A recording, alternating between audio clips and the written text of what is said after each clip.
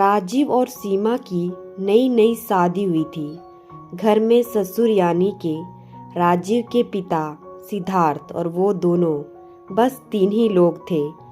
इस घर को राजीव के माँ बाप ने जीवन भर पाई पाई जुटाकर बड़ी मेहनत और अरमानों से बनाया था, वरना आज के समय में मुंबई में घर बनाना तो दूर की बात है, किराए पर लेना भी बहुत बड़ी अचीवमेंट से कम नहीं है। जब राजीव कॉलेज में था तब माँ उन्हें और दुनिया को छोड़कर जा चुकी थी।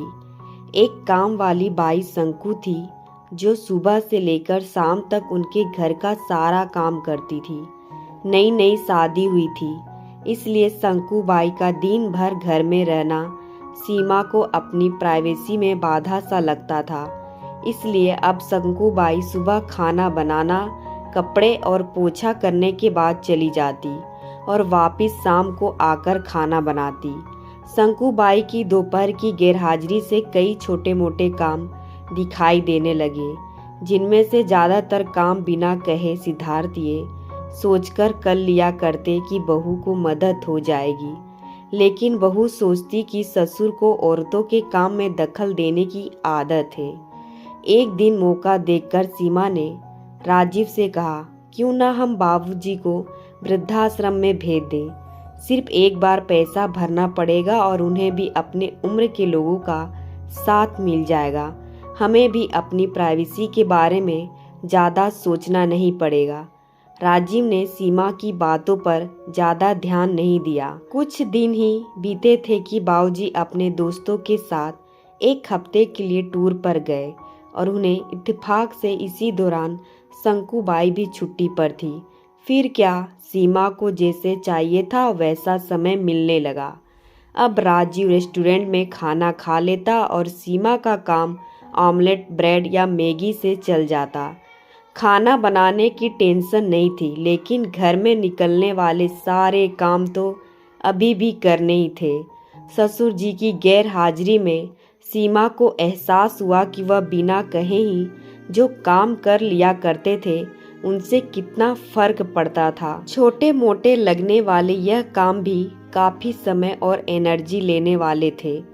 कुछ दिन बीतने के बाद एक दिन राजीव सीमा को कहता है, चलो आज कहीं बाहर घूमकर आते हैं। सीमा बड़ी खुशी खुशी सज धज कर बाहर घूमने के लिए तैयार हो जाती है। राजीव सीमा को अपने घर से 4 किलोमीटर दूर एक चौल में लेकर आता है। एक आदमी राजीव के हाथों में एक चाबी देता है। राजीव उस चाबी को लेकर चौल का एक कमरे का दरवाज़ा खोलता है। कमरा खुलते ही 2 रूम वाले उस छोटे से अंधेरे से भरे घर के अंदर राजीव सीमा को लेकर जाता है और कहता है, कैसा लगा तुम्हारे हमारा नया घर। राजीव कहता है, हम अगले महीने से इसी मकान को भाड़े से लेकर रहेंगे, अलग और अपनी प्राइवेसी का मजा लेंगे। अभी मेरी आमदनी के हिसाब से हम इसी को एफोर्ड कर सकते हैं। राजीव का यह व्यवहार सीमा के समझ में नहीं आया। वह चौंकते हुए कहती है, हमारे पास अपना इतना बड़ा घर तो है, फिर क्यों हम भाड़े से रहेंगे। राजीव ने उसे टोकते हुए कहता है, सोच समझकर बोला करो, वह घर हमारा नहीं है, वह माँ बाबूजी का है। तुम्हारे पास 1 महीना है सोचने के लिए कि तुम्हें आगे क्या करना है। दोनों वहाँ से वापस अपने घर लौट आते हैं। पूरे रास्ते सीमा के दिमाग में तरह तरह के विचार चल रहे थे। घर पहुंचते ही उसने राजीव से कहा, माना कि यह घर माँ बाबूजी का है, लेकिन क्या हमारा इस पर कोई हक नहीं है। राजीव ने कहा, बिल्कुल है, लेकिन माँ बाबूजी के बाद जब तक वह हैं तब तक तो नहीं। अगर तुम्हें हक समझ में आता है तो तुम्हें जिम्मेदारियाँ भी समझ में आती होगी।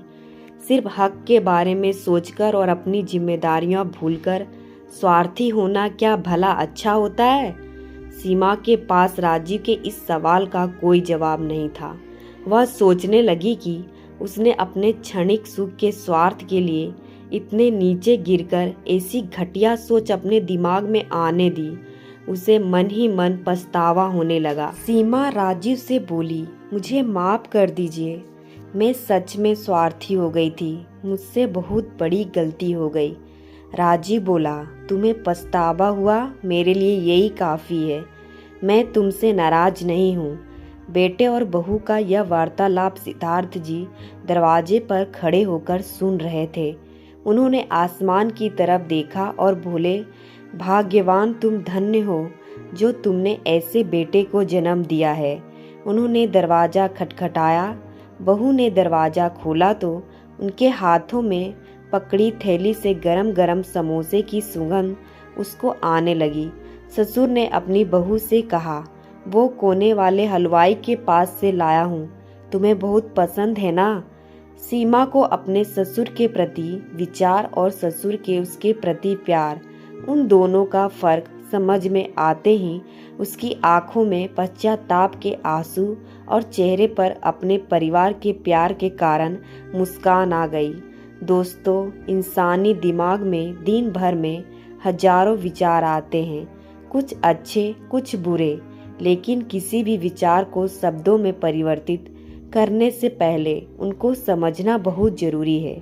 अक्सर विचार और वास्तविकता एक दूसरे से मेल नहीं खाते हैं। हमारे बुजुर्गों जो हमें बोझ लगते हैं, जिनसे हम बात बात में चिढ़ आते हैं, और ऐसा इसलिए होता है क्योंकि हम स्वार्थी होकर सोचते हैं और हम उनके योगदान को समझ नहीं पाते हैं। वह हमारे जीवन में बहुत अहम किरदार निभाते हैं।